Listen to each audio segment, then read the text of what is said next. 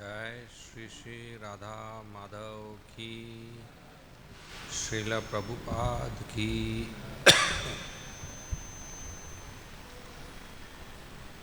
ओम नमो भगवते वासुदेवाय।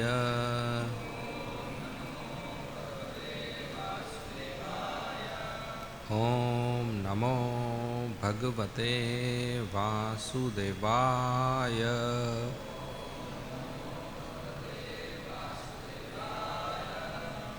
ओम नमो भगवते वासुदेवाय।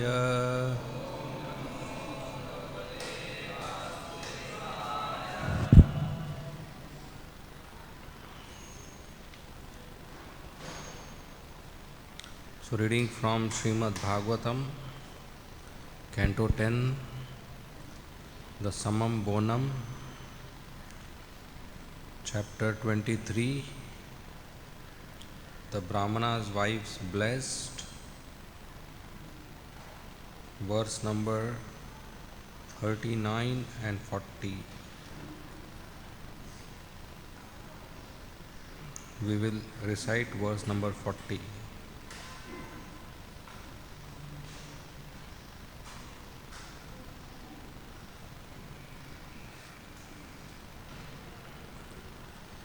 दिग्जन्मनस्त्रिवृद्यत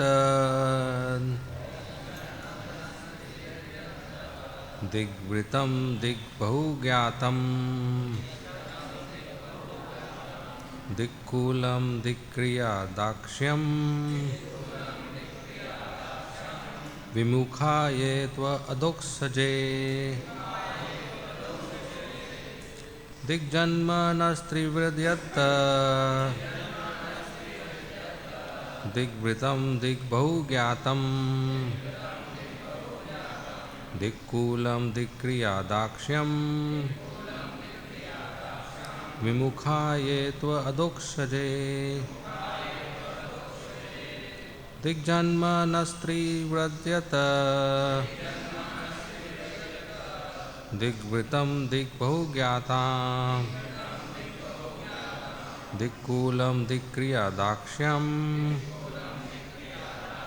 विमुखाये त्व अदोक्षजे।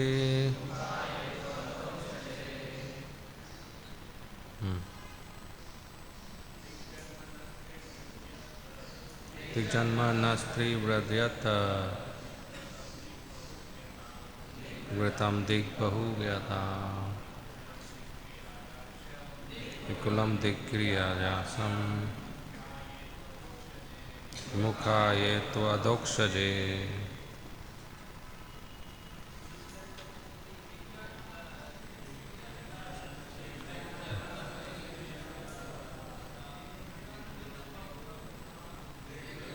दिग्बहुज्ञातं दिक्कूलं दिक्क्रिया दाक्ष्यं विमुखाये त्व अदोक्षजे।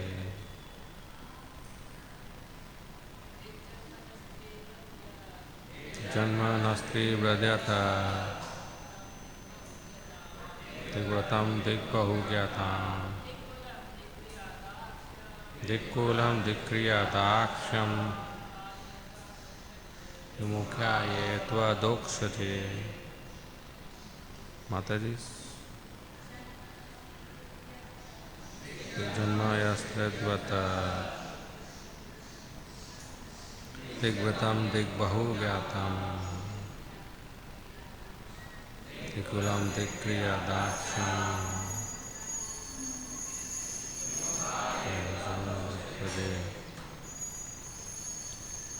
Dig to hell, Janma with the birth, Na our, Trivrat, threefold. The first from the physical parents, the second at the time of Brahmanical initiation, and the third at the time of initiation into the performances of Vedic sacrifice. Yatta, whatever, Dhik to hell. Vritam with our vow of celibacy. Dhik to hell. Bhogyatam with our extensive knowledge. Dhik to hell. Kulam with our aristocratic lineage. Dhik to hell. Kriya Daksham with our expertise in ritualistic activities. Vimukha inmical. Ye who, tu, however, adokshaje to the transcendental personality of Godhead. Translation and purport by the disciples of Srila Prabhupada. Translation. The Brahmana said, to hell with our threefold birth, our vow of celibacy, and our extensive hearing. To hell with our aristocratic background and our expertise in the rituals of sacrifice. These are all condemned because we were inimical to the transcendental personality of Godhead. Purport. As explained in the definitions above, the words Trivrit Janma or threefold birth refer to 1. Physical birth, 2. Brahmanical initiation, and 3. Initiation into the performance of Vedic sacrifice. Everything is useless if one is ignorant of the absolute truth, the Supreme Lord Krishna. Om Ajnantimirandhasya Jnananjana Shalakaya Chakshu Unmilitam Yena Tasmai Shri Gurave Nama Nama Om Vishnu Padaya Krishna Preshthaya Bhutale Srimate Bhakti Vedanta Swami Iti Namine Namaste Saraswati Deve Gauravani Pracharine Nirvishesha Shunyavadi Paschatya Deshatarine Jai Shri Krishna Chaitanya Prabhu Nityananda Shri Advaita Gadadhar Shrivasadi Gaur Bhakta Vrinda Hare Krishna Krishna Krishna Hare Hare Rama Rama Rama Hare Hare. So we are reading from Srimad Bhagavatam, Canto 10, Chapter 23, verse number 39 and 40. Translation. Taking note of their wives' pure transcendental devotion for Lord Krishna, the Supreme Personality of Godhead, and seeing their own lack of devotion, the Brahmanas felt most sorrowful and began to condemn themselves. The Brahmanas said, to hell with our threefold birth, our vow of celibacy, and our extensive learning. To hell with our aristocratic background and our expertise in the rituals of sacrifice. These are all condemned because we were inimical to the transcendental personality of Godhead.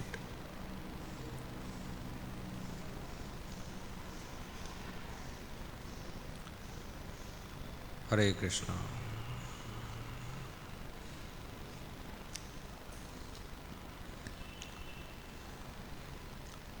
So we are continuing with this wonderful pastimes of Lord Krishna and Balaram with his cowherd boys begging prasad in the village of the Brahmanas. Initially the Brahmanas, they denied to give any food to Krishna's friends. Then when they asked the wives of the Brahmanas, they happily, joyfully, eagerly, enthusiastically, lovingly carried all the pots with nice prasad items and rushed to offer to Krishna and Balram. And Krishna accepted their prasad and their love and had a loving exchange and sent them back to their village. The wives were reluctant to go back. But Krishna told them, no, it's your duty. You go back. Everything will be all right. And the wives came back to the village and sat with their husbands in the fire sacrifice. And the sacrifice was successful. The husbands initially thought that the wives are impure and unchaste, because in spite of our disapproval, our wives, they left the house. If the husband denies permission and the wives goes to meet some other male, it will not be considered good for the family and good for the character of the wife. And the husband will not allow her to come inside again. And we are talking about Brahmanas. And we are talking about 5,000 years before, where the society was more strict about such things. So 5,000 years before, these wives of the Brahmanas, they bypassed the permission of the husband, the brothers, the father-in-laws, the mother-in-laws, and the father and mother, and left their houses to meet Krishna, knowing well that when we return, we will not be allowed anymore. Our husbands and family members will reject us. But still the longing and the call of Krishna superseded all their shyness and all their wifely duties, and they went to meet Krishna. And the husbands, they are apprehensive not just because the wives went without permission, but they met to meet a Vaishya. Krishna was known as son of Nanda Maharaj, a Vaishya. And that time there was this high regard for caste system in terms of superior and inferiority. That a Brahmana will not mix with a Vaishya or a Shudra. At most a Kshatriya is okay to visit at the door. And Krishna was also popular, or we can use unpopular, in the good families as a coward boy spoiling unmarried girls and married women. So Krishna had that reputation. The Brahmanas, villagers, they would talk about it, that this Nanda Maharaj, he is very rich king, and his son, he got spoiled. Look at him, whole day he plays in the forest, runs with the cows and teases the gopis, and he spends time with them without marriage. So Krishna's name was like that, his reputation was like that. So the wives of Brahmanas are going to meet this boy who has spoiled name, who is a Vaishya, who mixes with other coward girls, and that too we don't disapprove. So we can imagine the situation. The husbands are having these thoughts in their heart, and the wives who are returning back are in kind of anxiety that we are returning back, but also have hope that things will be all right. Why that hope? Because Krishna told them, return back, things will be all right. So they came, the yajna was going on, the wives sat in the yajna, and now the husbands are more worried that this yajna will fail, it will not be successful, because an impure wife is sitting in the yajna. Yajna, everything should be pure. But they are having this misconception that our wives are unchaste and impure. An impure, unchaste wife sitting in a yajna, how that yajna will be successful? Like the ghee should be pure, the performer should also be pure. We do arti with very nice clean plate, and the pujari's clothes also should be clean, and his body should also be clean, and his heart should also be clean. Then only that arti is successful. The plate is clean, but my clothes are not clean. My clothes are clean, but my body is not clean. My body is clean, but my heart is envious. Then how it will be successful? I remember there was one very new bhakta, newly joined. Actually not new bhakta, he was boy, young IVF boy, staying here for a few days doing service. So one day he came to me, Prabhuji, you know that pujari who does Gaunitai Arti? In the evening there was one brahmachari who used to do. I will not tell the name. Prabhuji, that pujari, Gaunitai Arti he does in the evening? I said, yes. What happened? He said, he is not a pure devotee. Innocently he said that. He is not a pure devotee. His view was everybody doing puja is like that. I said, why? What happened? So he said, Prabhuji, he gave one bad word I heard in the prasadam hall. He is not a pure devotee. So the expectation is there that when I am doing puja, or I am sitting on Vyasasan, or I am representing a parampara, wearing saffron, tilak, kanti, the expectation is there that this person should be pure, not only externally but internally. Once we had big Rath Yatra and the newspaper covered it, very popular, and they put a photo which became viral. What was the photo? One brahmachari drinking cold drink, Coca-Cola. So why that photo? Why not Jagannath's photo? Because people are looking forward that this is mismatch.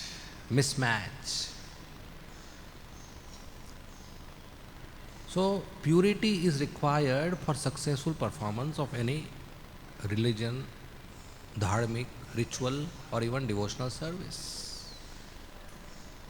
Then it's successful. Not just skill and talent or memory.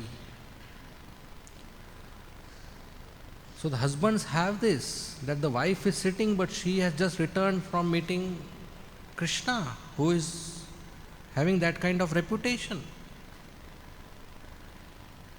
So this yajna may not be successful. But what happens? The yajna is successful. The demigods accept the prasad. The demigods visit the yajna arena. And the brahmanas are thinking, oh, as per the formula it should not be successful, but the yajna is successful. So they start understanding, and they ask the demigods, and the demigods explain that that boy who came to ask for food, he is Supreme Personality of Godhead, and your wives are fully chaste and pure, and they are more pure than ordinary chaste wives because they are attached to their service to husband as well as attached to Supreme Personality of Godhead, Krishna. So this was breaking news for the Brahmanas. The first misconception that he is just a Vaishya boy is gone. He is God. He is Supreme Personality of Godhead. Suddenly you come to know your village boy is Bhagavan,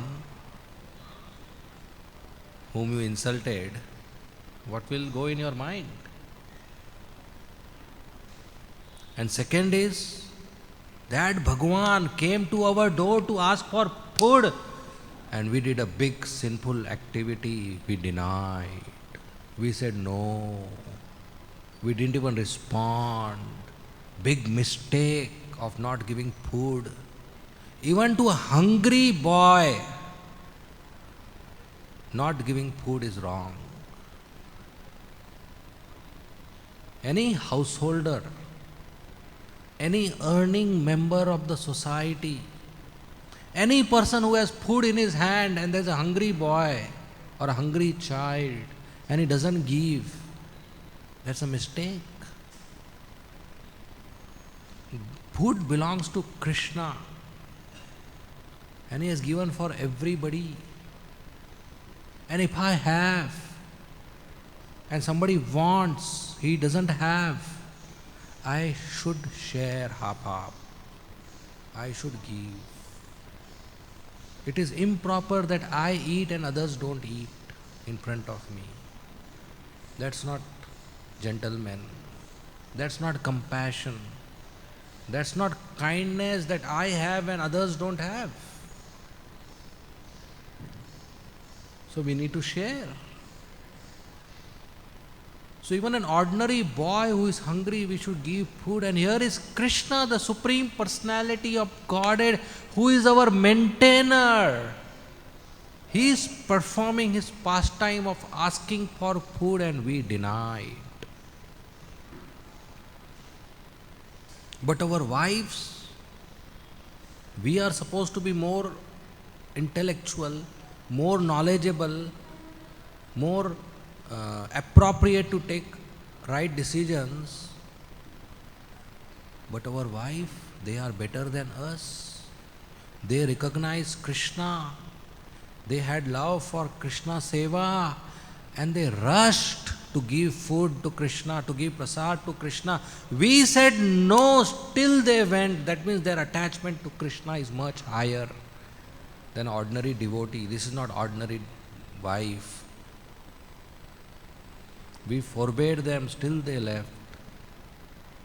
And they are pure. The proof is the yajna is successful and the demigods have visited. So all this kusar pusar going on, all this discussion among the husbands going on, and seeing the spiritual advancement of their wives, they are further feeling their aware of their weakness, aware of their lack of faith, and they are feeling sorrowful, they are feeling guilty, they are feeling regretful that we denied Krishna. And this is good mode of goodness. As conditioned souls, I may do a mistake, do an error, and that's fine in the sense that we are not perfect. We commit mistakes. That's one of the weakness, one of the defect. But then not to feel regretful of the mistake, that's bad, that's stone heart, that's improper, that's tamogun or rajogun. To deny my mistake, to blame somebody else for my mistake, or to blame the circumstances for my mistake, और have a friendly expression that हो जाता है, आपके साथ भी हो जाता है, हमारे साथ भी हो जाता है. That's not mode of goodness. I told this once, that when a person commits a mistake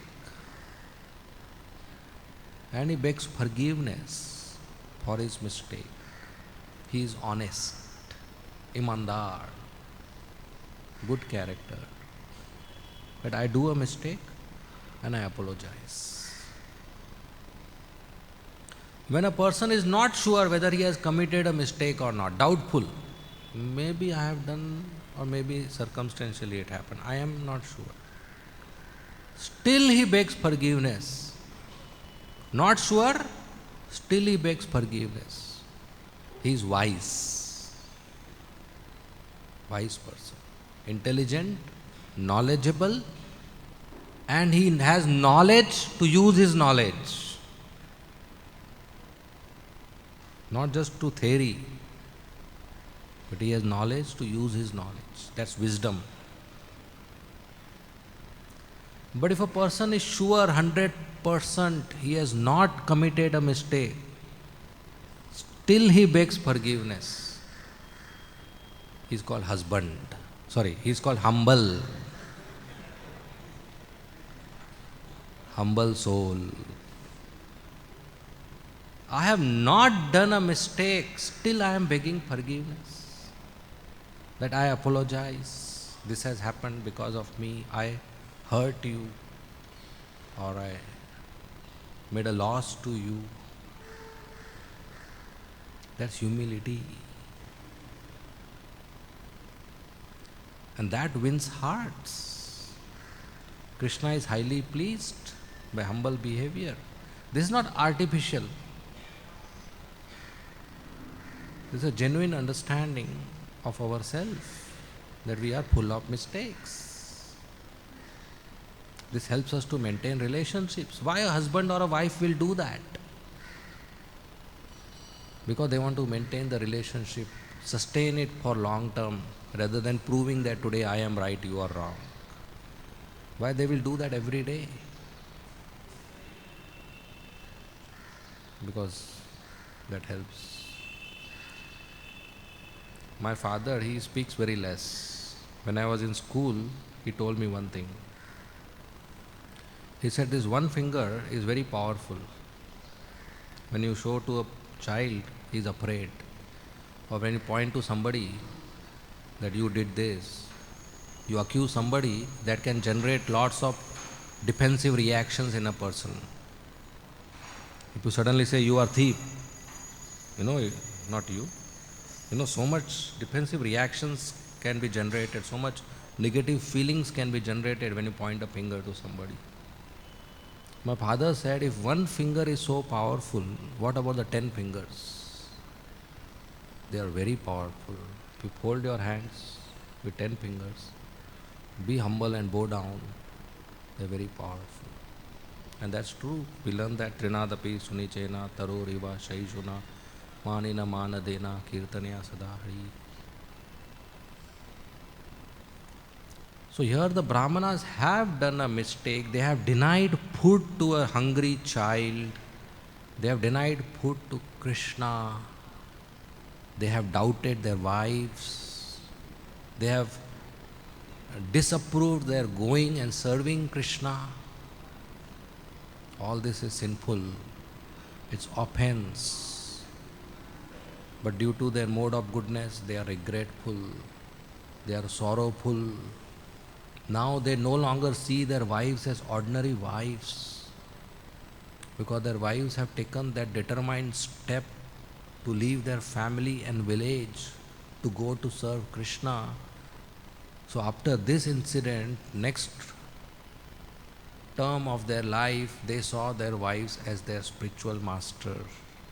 They didn't give them orders to wash my clothes or bling my slippers, or they didn't try to touch their body for lust and sense gratification. They stopped doing that. They always saw their wives as more advanced, something to be learned, as guru.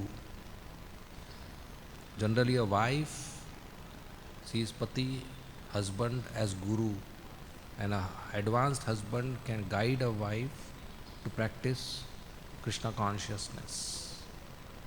But in this case, the wife was seen as advanced and respected as superior, as guru, not as object of sense gratification or service. That's the life they lived. And the Brahmana started talking. feeling sorrowful, they started condemning themselves. And what the way they condemn? To hell with our good birth as Brahmanas, as in Brahmana family. To hell with our brahmacharya, our vows of celibacy. To hell with our Vedic knowledge. To hell with our initiation. To hell with our initiation in the performance of Vedic sacrifice. To hell with the talent and skill we have to perform a yajna. To hell our stay in the ashram. To hell with all this, because we didn't serve Adokshaja, we didn't serve Krishna, who is transcendental, who is beyond our limited sensory perception, beyond our thoughts of the mind, and beyond our discrimination of intelligence. He is Adokshaja, he is beyond. We cannot identify or understand Krishna with our limited senses, mind, intelligence. We cannot. Only He can give us His mercy so that we understand Him. So the Brahmanas are condemning to hell with all these processes and skills and attitude and facilities and material good fortune, to hell with this opulence, because we fail to identify and serve Krishna. We have example of Ravan. Ravana is also from Brahmanical background. Pandita knows all the Vedic knowledge. Very attractive, beautiful, wealthy, rich, king, powerful. He almost overcome death. And when he would perform yajnas, even demigods and Lord Shiva would be pleased. So much so the demigods would invite him to come and perform our yajna, chant mantras. But to hell with all this power and strength and beauty and opulence and gold, and kingdom and talent and pronunciation of Sanskrit and chanting of mantras and prayers. To hell with all this, because he failed to recognize Lord Ram as his master, as his supreme enjoyer, as supreme personality of Godhead. He went ahead to try to enjoy Mother Sita.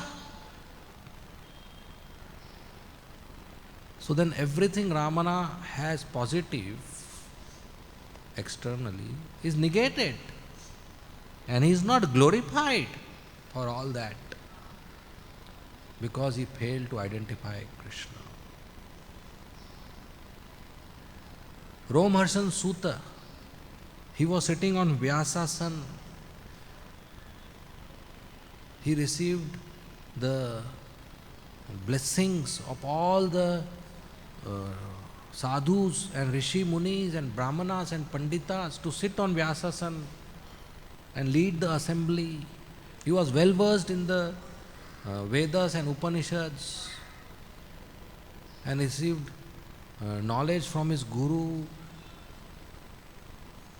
But when he failed to respect Lord Balram, who entered the assembly, everything positive was negated. His knowledge, his association, his leadership, everything negated. His memory. He was killed by Lord Balram in most unique way. Lord Balram took a grass, kusha grass, tinka, and hit him, and he died. Who will die by a grass? How powerful that hit must be, that he died by a grass. Such an unusual, unique way, Lord Balram didn't pick up a weapon in that assembly, because that assembly was of Rishi Munis, Sadhus, Brahmanas, Panditas, scholars. It was a dharmic assembly. He picked up a kusha grass, which is considered pure, auspicious, used for yajna, but he was angry because Romaharshan Sutta offended. And even though Lord Balram didn't join the war, Kurukshetra war, because he didn't wanted to do any further killing and violence, that too take side among brothers.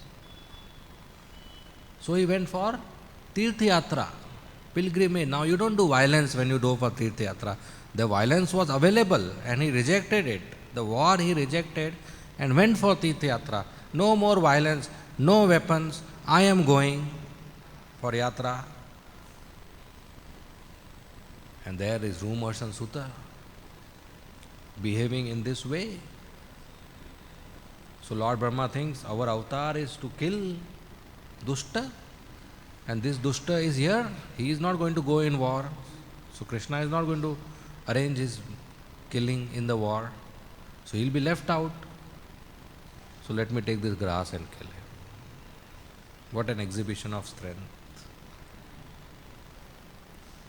So to hell with anything we have, we are proud of, we are attached to it. To hell with it if it doesn't help us to grow in spiritual life. To hell with our material IIT degree or position or wealth or skill. To hell with all that, or good birth or beautiful body. So if I have something which I am proud of, and I don't use that in Krishna's service, or that doesn't help me to grow in Krishna consciousness, that will be a very heavy burden, which will drown me in material existence, and I'll take again next birth. If I am in the river drowning, the first thing is I should reduce weight. If I have some weight, I should reduce it. But if I have a life jacket, I should not reduce that weight, because that life jacket is going to help me not to drown. But if I have a bag with heavy weight, I should give it up, because that bag will drown me.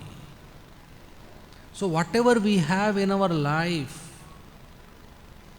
if it is not used in service of Krishna, it will drown us. So if I am attached to something, or I am proud of something I possess, and I don't serve Krishna, one day like this Brahmanas, I will regret. So please don't wait for that day, that the learning will come through bad experience.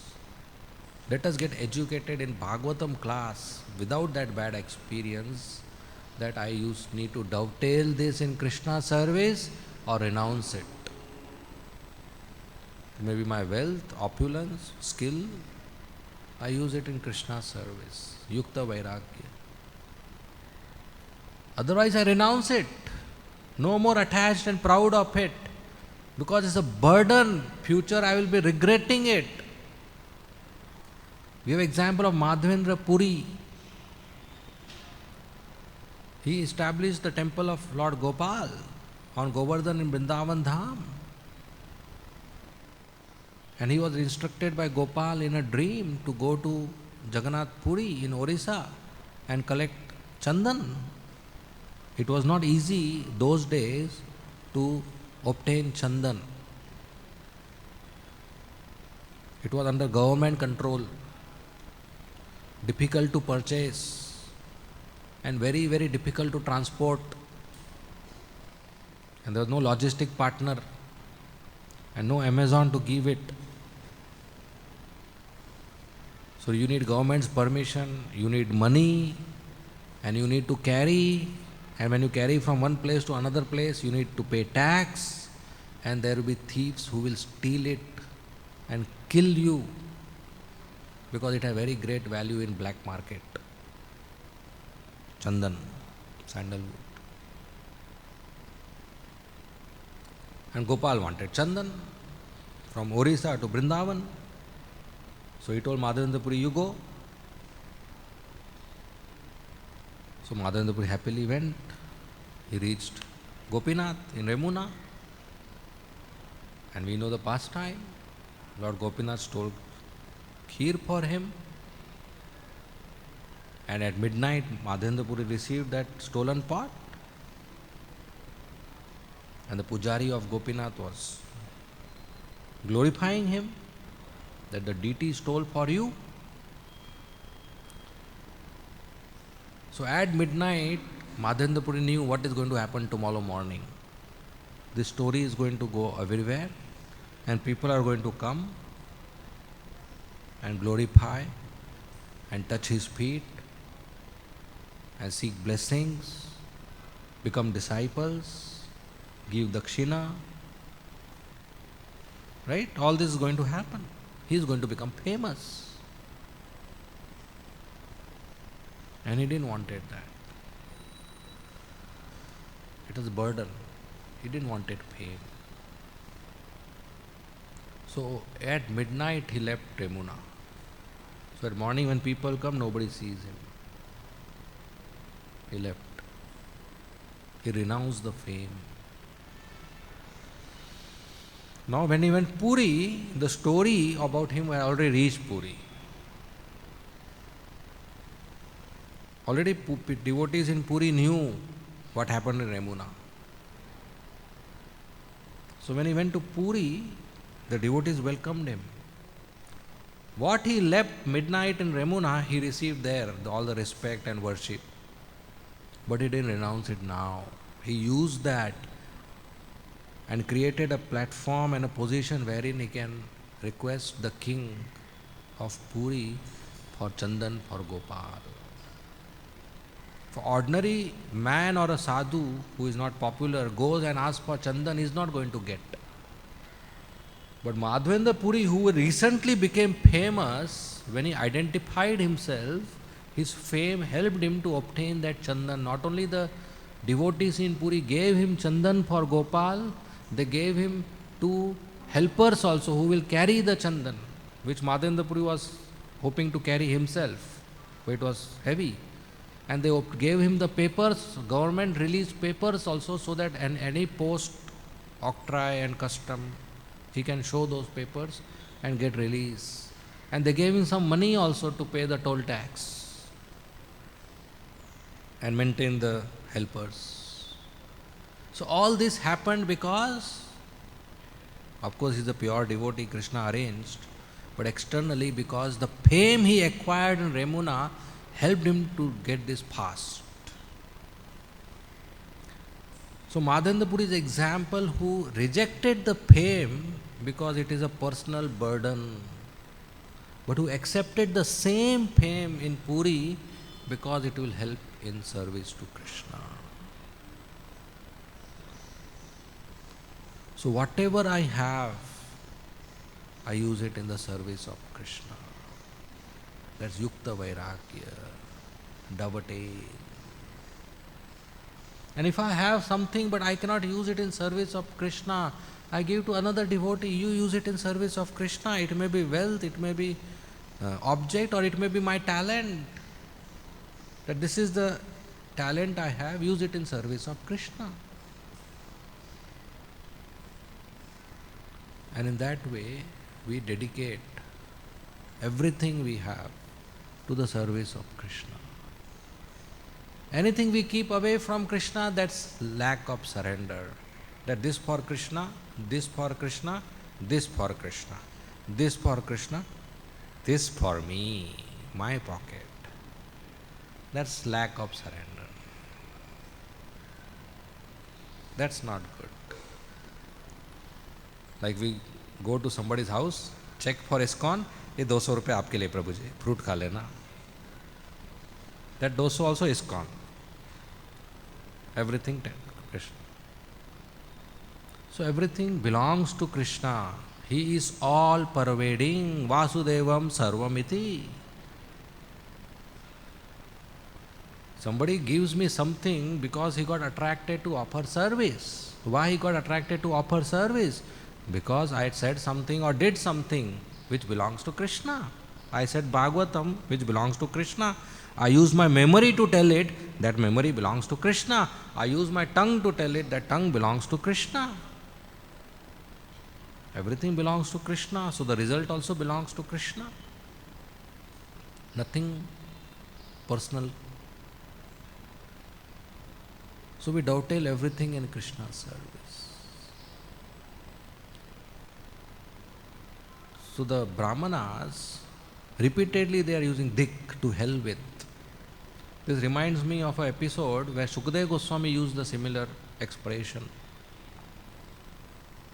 When Krishna, on request of Indra, killed Bhaumasur, Narkasur. Narkasur had taken away Indra's umbrella, very fine, white, with pearls and mystic powers, that umbrella. Varuna's umbrella. Actually Indra's umbrella, but Indra told Krishna Varuna's umbrella. You know why? Because Indra was embarrassed to tell he took from me. He said, oh, Varuna ka tha.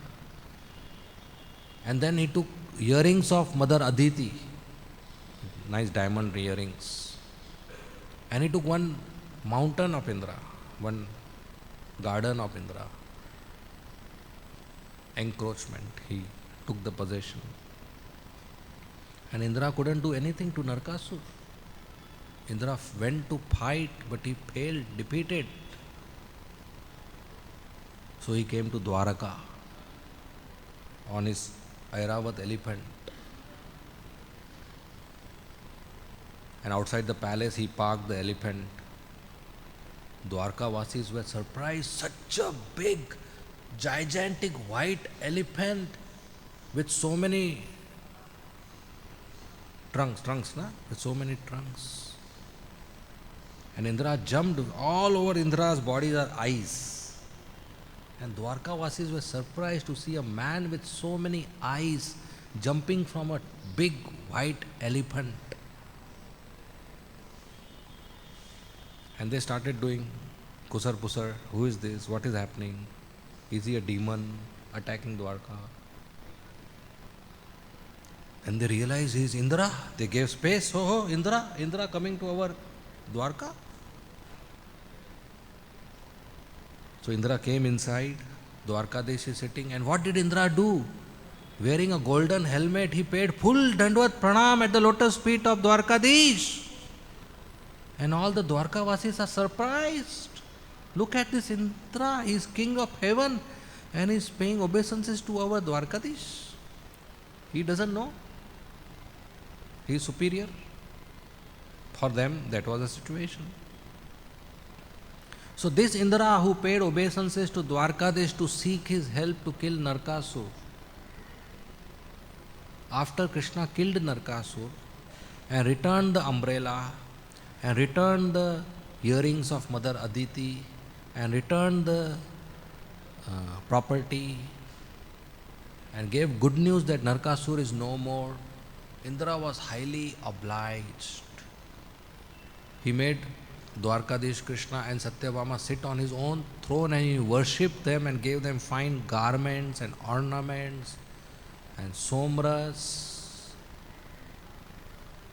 And while returning, because Krishna had promised Satyabhama, he allowed her to take one Parijat plant, which is amply available in heaven.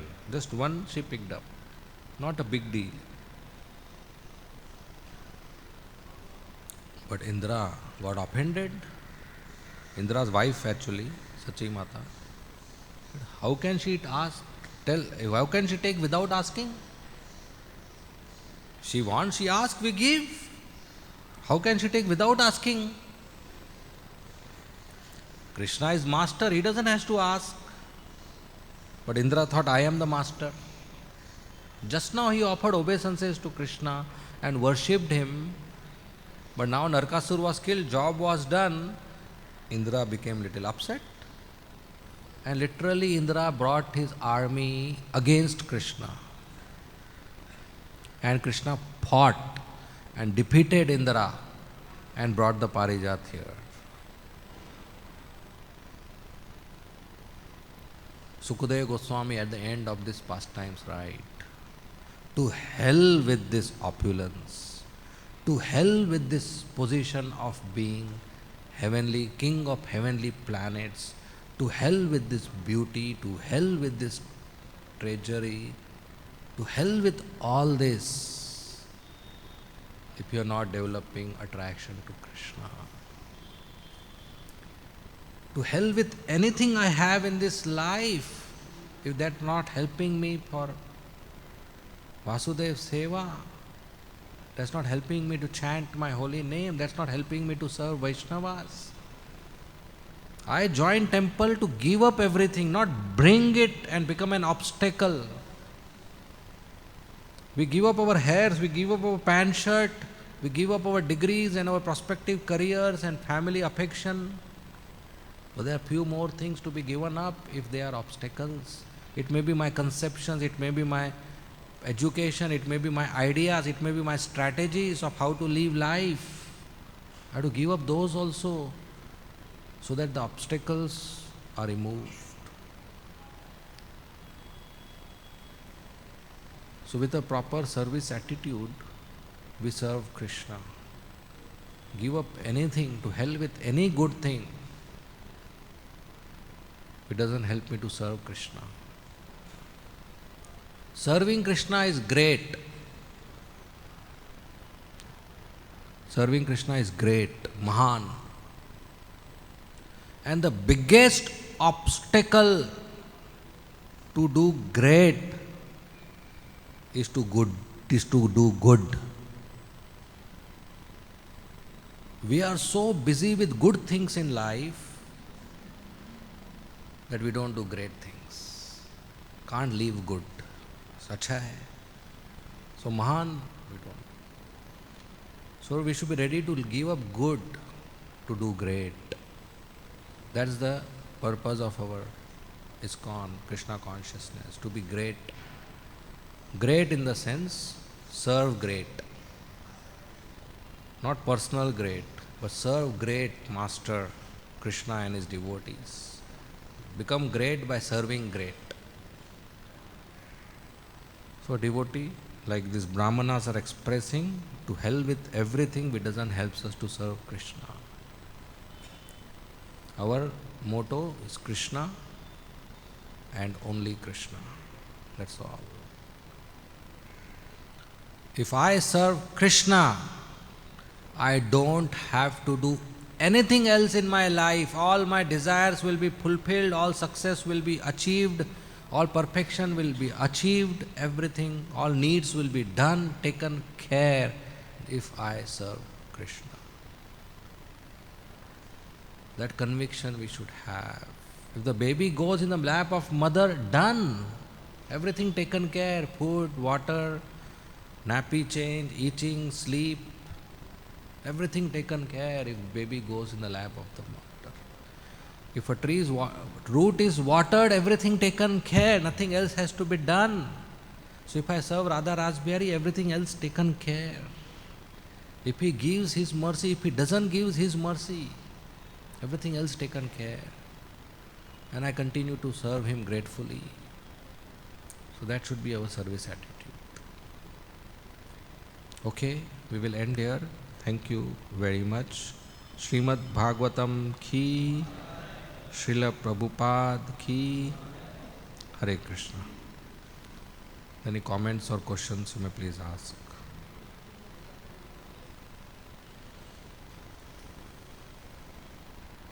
Yes, Sadhukshya.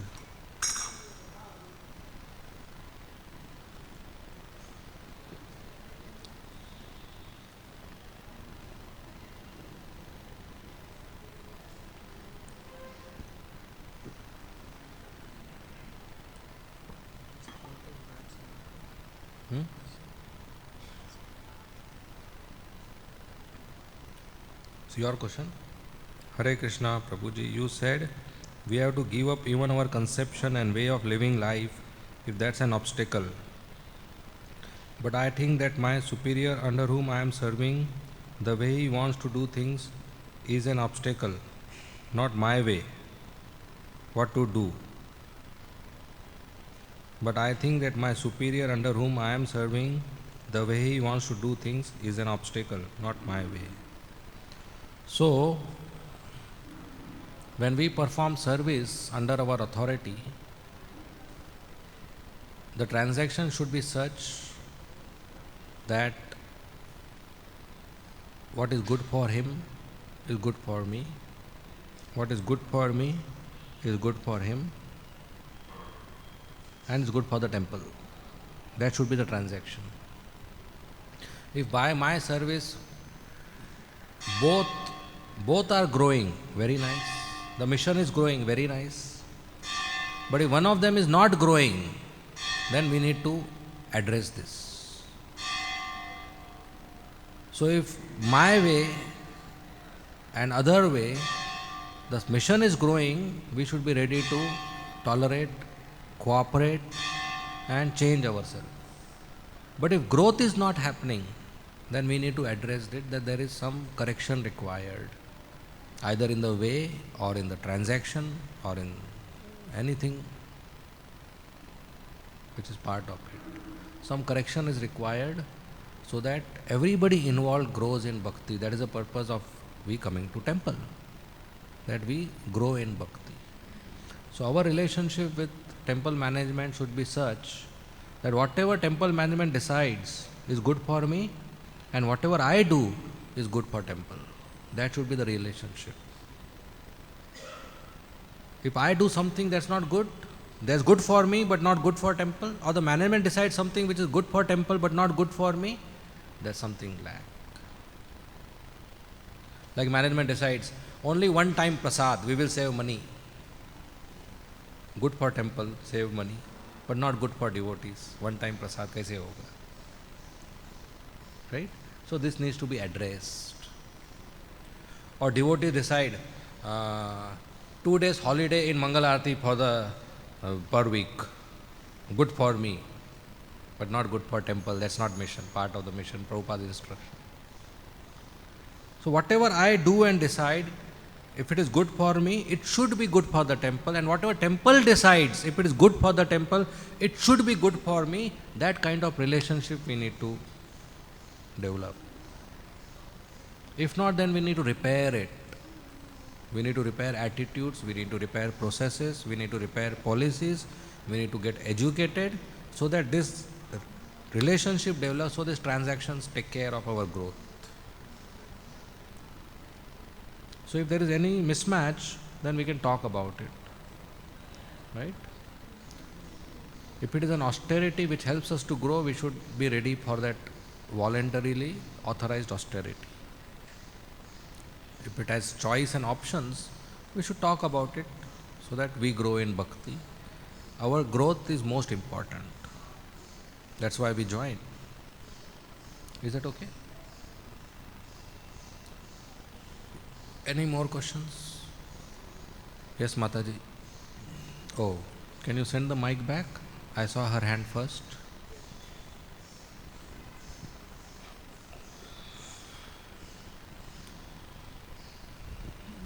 Hare Krishna, Prabhuji. Thank you for the nice class. Also the bit where you said even women need to be looked up to, and the Brahmanas thought that now our wives take Guru position.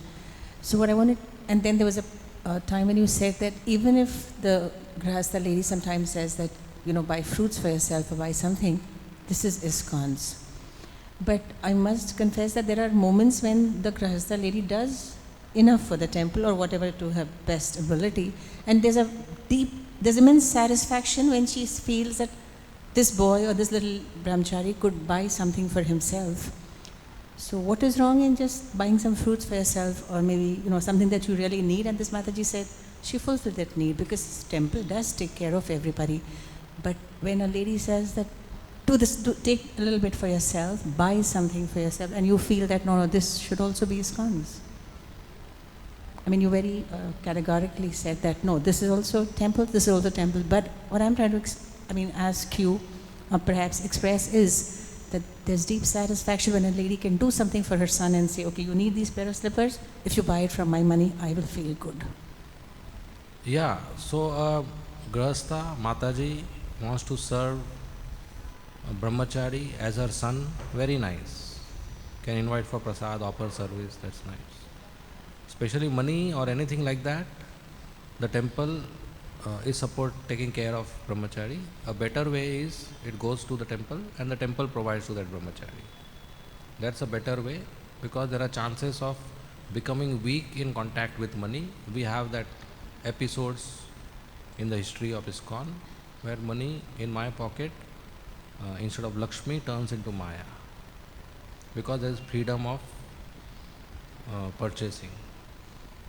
As a sadhu becomes mature, he may be able to handle it, but it cannot be made a policy. A mature sadhu may be able to handle it, but the best policy is the money goes to temple and the temple takes it. So if I want a mango and somebody gives me money for mango, I offer it to temple and temple purchases a mango and gives to me and my friends. That's a better way to do it. Thank you, Raj. Thank you. Okay, we'll come back to Kaushalya Putra. हाँ जी.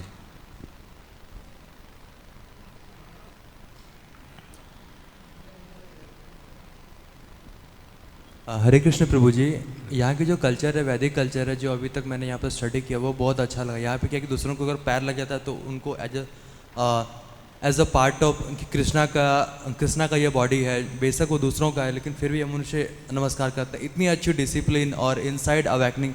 तो यही same चीज़ को बाहर में कैसे establish किया जाए, so that कि वर्ल्ड में, इंडिया में पीस इस्टेब्लिश्ड हो. क्योंकि बाहर जैसे लोग किसी को पैर भी मार देते हैं, फिर भी doesn't matter, but still metro में भी एंड लोकल ट्रेन्स में भी हमने बहुत सारे लोगों को ऑब्जर्व किया है कि अगर पैर लग जाती है तो पैर से छू के प्रणाम कर लेते हैं. लेकिन इस कल्चर को और तेज़ी से कैसे फैलाया जाए, सो दैट कि हर इंसान के अंदर से अवेकनिंग हो और सब लोग पीस इस्टेब्लिश करने में मदद करें.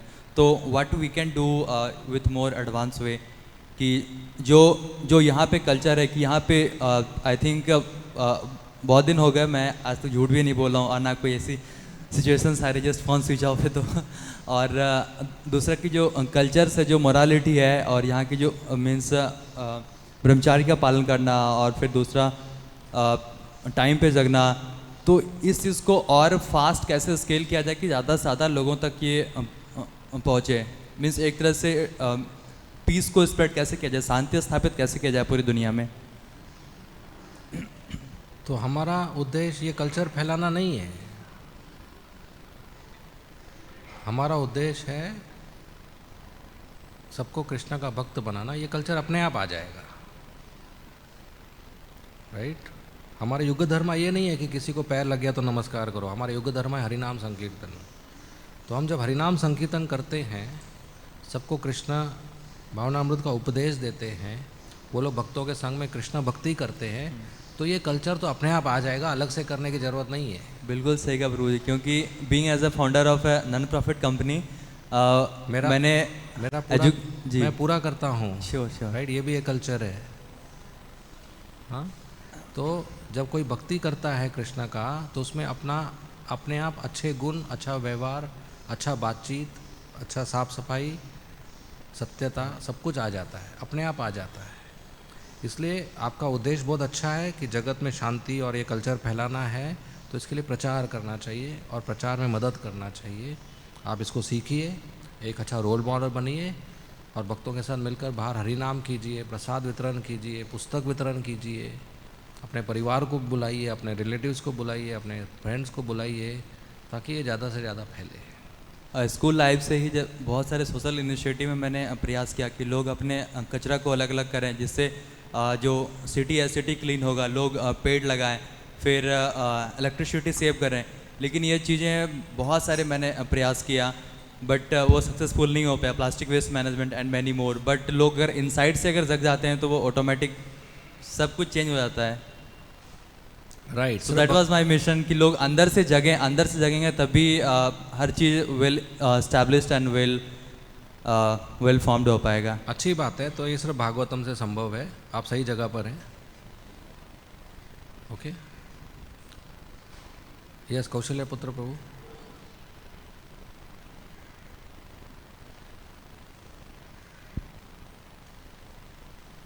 हरे कृष्ण प्रभु। हरे कृष्ण। बहुत सुंदर क्लास प्रभु जी। प्रभु जी मेरा एक प्रश्न है कि जैसे कि जो ग्वाल वाल लोग थे वो लोग भगवान के लिए, कृष्ण बलराम के लिए भोजन मांगने के लिए गए थे, तो यज्ञ ब्राह्मण लोग यज्ञ कर रहे थे उस टाइम पे, तो लोग भगवान को समझ ही नहीं पाए। लेकिन जब ब्राह्मण पत्नियां भगवान को भोजन अर्पित करके जब वापस गए तब उनको मालूम पड़ा कि अभी वो धिक्कार थे अपने आप को। तो ब्राह्मणों के अंदर इच्छा हुआ भगवान का दर्शन करने का, और उस टाइम पे भगवान कृष्ण जो है प्रकट लीला कर रहे थे वृंदावन में अपने। तो ब्राह्मण लोग का इच्छा होते हुए भी वो लोग वृंदावन में कृष्ण का दर्शन करने क्यों नहीं जा पाए? क्योंकि वो लोग कंस से डरते थे, क्योंकि कंस के लिस्ट में कृष्णा दुश्मन का था। एक्चुअली कृष्णा आतंकवादी था कंस के लिस्ट में। तो वो डरते थे कि अगर हम कंस को मालूम पड़ जाएगा, कंस के जासूसों को, कि हम ब्राह्मण लोग कृष्ण के संग में जाते हैं, तो कंस हमारे गांव पे भी आक्रमण कर देगा, अपना सिपाही अपना सेना भेज देगा। उनका अभी विश्वास इतना पक्का नहीं हुआ था, और कंस के तरफ जो डर था उनका वो ज़्यादा था बहुत। तो उस डर के कारण वो कृष्ण के पास गए नहीं। ठीक है। लेकिन प्रभु जी इन लोग को, ब्राह्मण लोग को ऑब्जेक्शन था कंस का डर का, लेकिन ब्राह्मण पत्नियों को भी ऑब्जेक्शन था अपने परिवार का, लेकिन उन लोग तो कोई भय नहीं था उनको। तो इसीलिए तो वो ज़्यादा एडवांस है। एक एडवांस व्यक्ति भौतिक असुविधाएं या ऑब्स्टेकल जो होते हैं, रोक होते हैं, उनको भी ओवरकम कर सकता है। जब तक जैसे सबको मालूम है, लेकिन सब लड़के ज्वाइन नहीं करते हैं। हम IVF में प्रीचिंग करते हैं, सब लड़कों को सेम क्लास मिलता है, सेम संग मिलता है, सेम जानकारी मिलता है, लेकिन सब लोग ज्वाइन नहीं करते। कुछ लोग ओवरकम कर पाते हैं अपना फैमिली अफेक्शन, कुछ लोग नहीं कर पाते हैं, अपने अपने स्टेज पे होते हैं। तो ब्राह्मण की पत्नियों को इतना प्रेम था क्योंकि उन्होंने सुना था कृष्ण के बारे में और प्रेम प्राप्त किए थे, इसलिए वो ओवरकम कर पाए। ब्राह्मण लोग अभी तक अपने, मैं ब्राह्मण हूँ और मैं मनुष्य पति हूँ, अभी तक अपने उस भाव में थे, बॉडीली कंसेप्शन में, इसलिए वो ओवरकम नहीं कर पाए जानकारी होने के बावजूद। थैंक यू प्रभु जी। हमारे आजू बाजू कितने लोग रहते हैं आके दर्शन नहीं करते हैं, और कितने हैं जो विरार से भी आके दर्शन करते हैं, राइट? नेबर्स नहीं करते हैं कभी कभी, वो फेथ नहीं आता है उनको। भगवान साक्षात है, तो हर एक को अपना टाइम लगता है। थैंक यू प्रभु जी। और कोई प्रश्न? यस हनुमान जी।